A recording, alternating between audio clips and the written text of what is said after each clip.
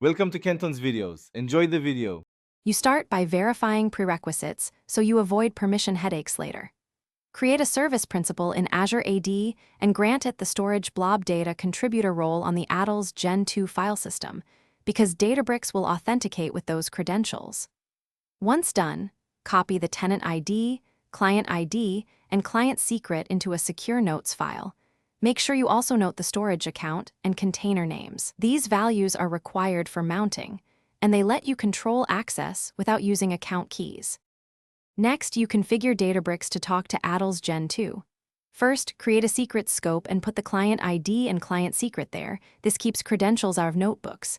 Then set Spark conf values for FS, Azure, account, auth, type OAuth2, client, ID OAuth2, client, secret and OAuth2, client, endpoint so the cluster uses OAuth.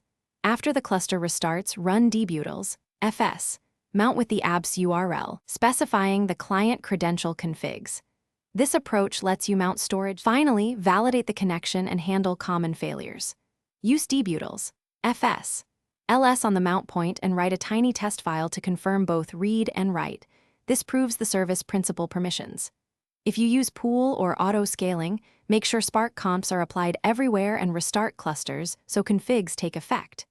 If you see access denied, check that the service principal has the correct role, confirm tenant and subscription context, and verify secrets are correct. Those 3 items are the usual culprits.